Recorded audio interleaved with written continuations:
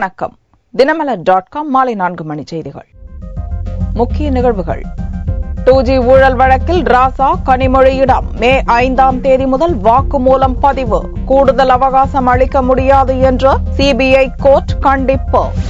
எம்பிக்கள் மீதான கிரிமினல் வழக்குகள் குறித்து விசாரிக்க தனிக்குழு. பார்லிமென்டை தூய்மைப்படுத்த மோடி சபதம்.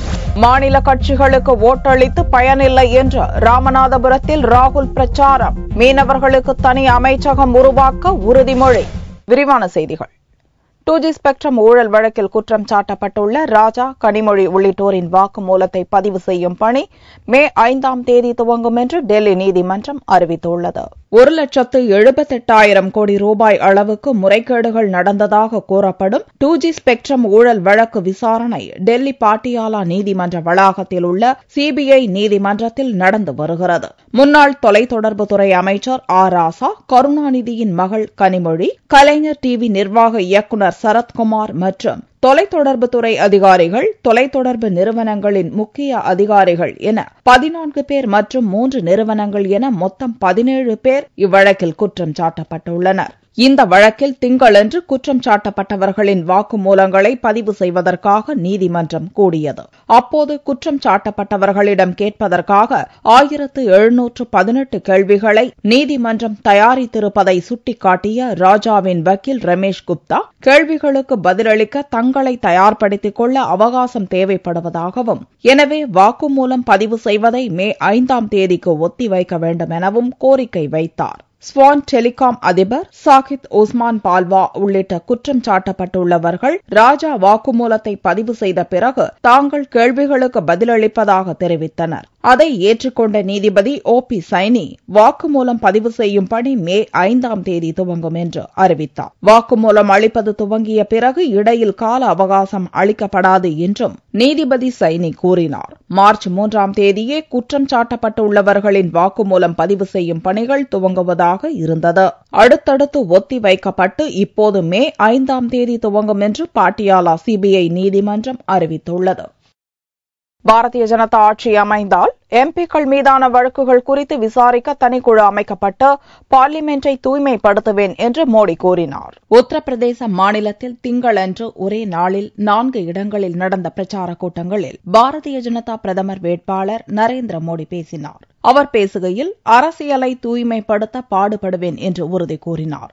டெல்லியில் தாய் மகன் ஆட்சியால் நாடு நாசமாகிவிட்டதாக சோனியா, ராகுலை சாடிய மோடி, அதேபோல உத்தரப்பிரதேசத்தை தந்தை மகன் ஆட்சி அழித்துவிட்டதாக முலாயம் சிங், அகிலேஷ் யாதவ் மீது குற்றம் சுமத்தினார். பகுஜன் சமாஜ் கட்சியும் சமாஜ்வாடி கட்சியும் ஒருவருக்கொருவர் பாடம் புகட்டிக் கொள்வதிலேயே தங்கள் ஆட்சி காலத்தை செலவழிப்பதாகவும், உத்தரப்பிரதேச மக்கள் நலனுக்கு எதுவும் செய்யவில்லை என்றும் மோடி குறை கூறினார். உத்தரப்பிரதேச மக்களின் ஏழ்மை நிலைக்கு காங்கிரஸ், சமாஜ்வாடி, பகுஜன் சமாஜ் கட்சிகளே காரணம் என்றும் மோடி குற்றம் சாட்டினார். மத்தியில் தான் ஆட்சி அமைத்ததும் முதல் வேலையாக அனைத்து கட்சிகளைச் சேர்ந்த எம்பிக்கள் மீதான கிரிமினல் வழக்குகள் குறித்து விசாரணை நடத்த சிறப்பு குழுவை அமைப்பேன் என்றும், அதன் மூலம் கிரிமினல் இல்லாத பார்லிமென்டை உருவாக்குவேன் என்றும் மோடி கூறினார்.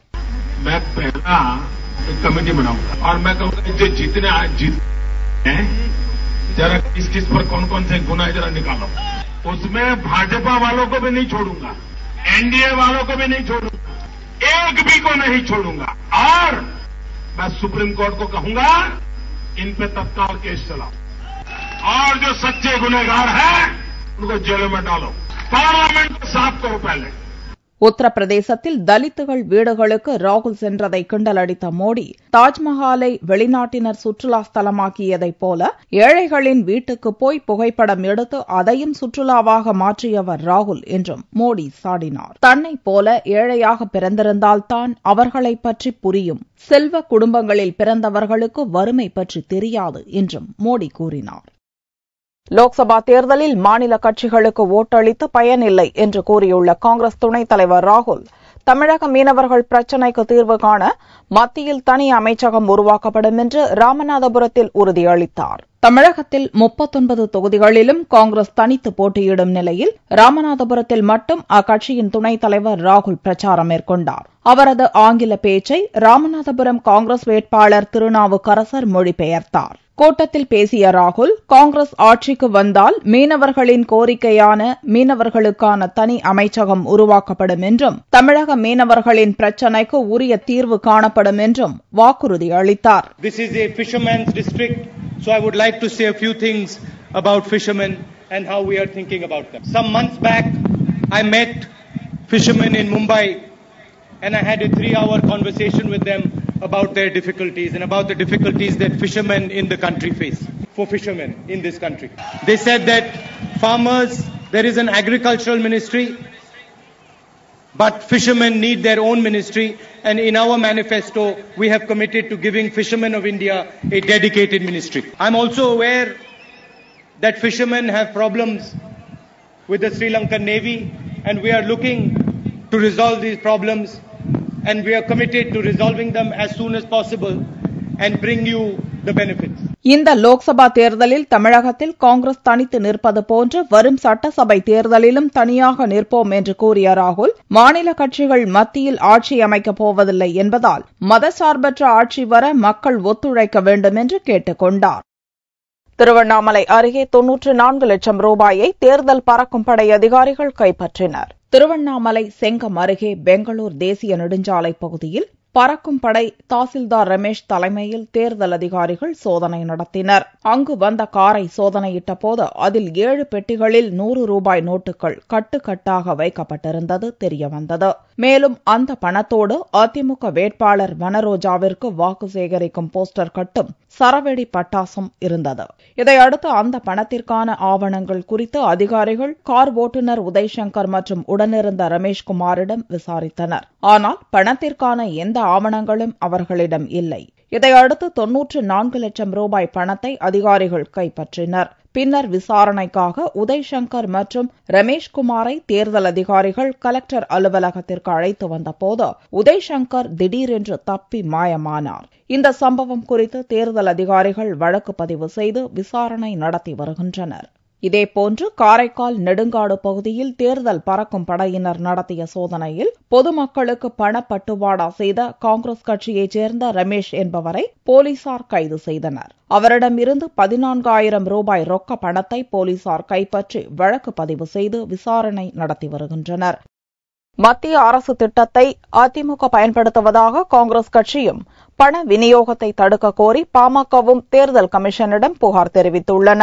தமிழக காங்கிரஸ் கட்சியின் வக்கீல் பிரிவு நிர்வாகிகள் திங்களன்று தலைமைச் செயலகத்தில் தேர்தல் அதிகாரியை சந்தித்தனர். மத்திய அரசின் வேலை உறுதி திட்டத்தை அதிமுக தேர்தல் விளம்பரங்களில் பயன்படுத்துவதாகவும் அதை தடுக்க கோரி காங்கிரஸ் தரப்பில் புகார் மனு தரப்பட்டுள்ளது. உடனடியாக அதிமுக விளம்பரத்தை நிறுத்தாவிட்டால் வழக்கு தொடர உள்ளதாக காங்கிரஸ் நிர்வாகிகள் தெரிவித்தனர். மகாத்மா காந்தி 100 நாள் வேலைவாய்ப்பு திட்டம் இது மத்திய அரசாங்கத்தின் கனவு திட்டம். இந்தியா முழுக்க இருக்கின்ற கிராமங்கள் கொண்டு சேர்ந்த திட்டம். 10 ஆண்டுகளாக இந்த திட்டத்தை சரியா செயல்படுத்திக் கொண்டிருக்கிறோம்.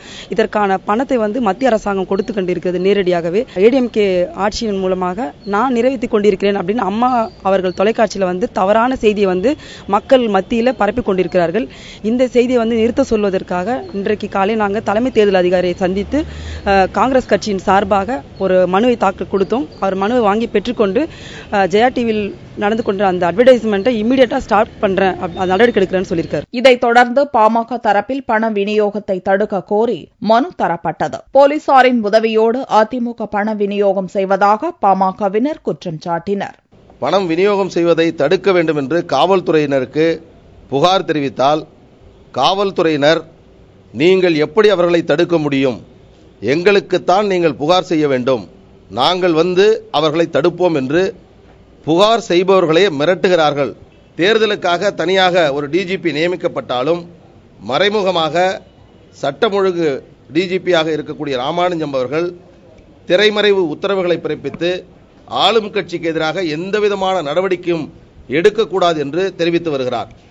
எனவே இதனை கருத்தில் கொண்டு தேர்தல் ஆணையம் காவல்துறைக்கு முறையான உத்தரவை பிறப்பித்து புகார் கிடைக்கப்பெற்ற உடனேயே தடுத்து நிறுத்த வேண்டும் என்று சொல்ல வேண்டும், ஆணையரிடம் தெரிவித்தோம். தேர்தலுக்கு 2 நாட்களே உள்ள நிலையில் அரசியல் கட்சியினரின் பரஸ்பர குற்றச்சாட்டு அதிகரித்து வருகிறது.